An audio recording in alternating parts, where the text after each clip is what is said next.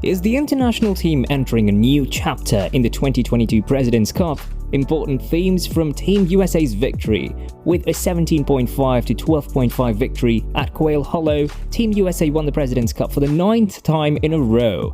Jordan Spieth won all 5 of his matches, and Max Homa had a perfect record in his first President's Cup appearance. Stay tuned to get every detail you must have missed in order to get a detailed explanation of what transpired during this year's 2022 Presidential Cup.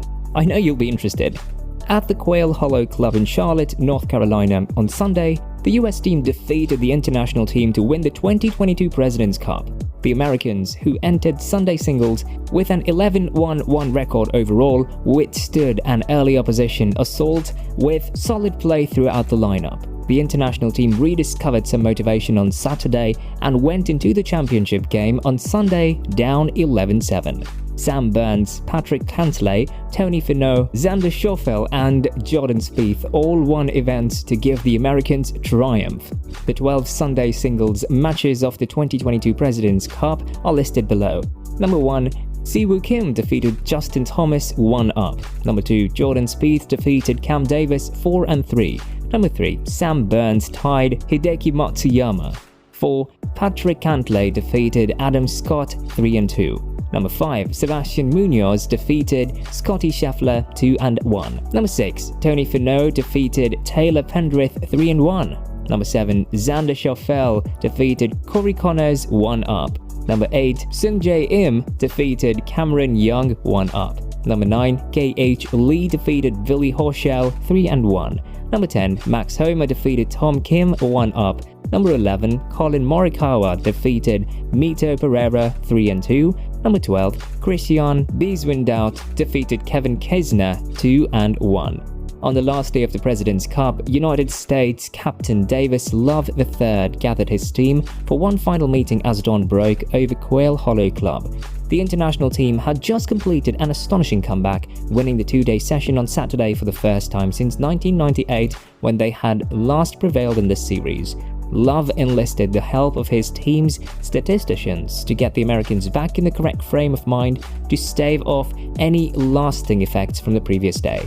Later that day, Love remarked, "Our stats guys came up with some great data this morning about how their squad played, especially against a couple of our teams. Whenever they sent out their best team, we kept using the same guys. Everyone on this team played quite well, even though some players' records may not reflect it. Great teamwork was put forward. Whatever data the American statisticians drew worked." After enduring yet another international comeback, the United States eventually won the Sunday singles match, winning 17.5-12.5 to earn their 9th consecutive victory in the biennial competition. The captain of the international team, Trevor Immelman, remarked, "We were in a terrible place on Friday, and we showed a lot of guts to battle back. I don't know about you guys, but I started to believe there was still a possibility this afternoon." The numbers show that Team USA won. Immelman is accurate, due in large part to victories by Siwoo Kim and Sebastian Munoz over PGA Tour players Justin Thomas and Scottie Scheffler respectively. When matches started to conclude on Sunday evening, the international team was very much in contention. But ultimately, this was Team USA's day. The USA improved to 10-1 over the last 12 Cups and a 12-1-1 overall since 1994 with the victory, which was the second largest margin in the 30-point format of the competition. Additionally, they improved to 8-0 on US soil. Early progress aided the cause. Over the first 2 days, the Americans accumulated an 8-2 lead, and it appeared like they may reach 20 points for the first time since the President's Cup switched to a 30-point competition 7 years ago. In each of the first 10 matches, the Americans were either tied for the lead or in front after 6 holes. Jordan Spieth stated, "Playing with the lead is easier. You're moving forward, especially with a home audience. When you're down and on the road, it can be a little bit difficult to bounce back." Thomas and Spieth are in the lead. Spieth, 29, had the strongest President's Cup performance of his career, going 5-0-0 while recording his first singles victory in any type of international team competition. He was largely responsible for this early momentum. The 13-time PGA Tour champion ended a dismal 0-6-1 singles record through 7 Presidents' Cups and Ryder Cups with a 4-3 victory over Australia's Cam Davis to complete the week. He managed to win despite making back-to-back bogeys in his first 2 holes by rallying to make birdies on 5 of his final 12 holes.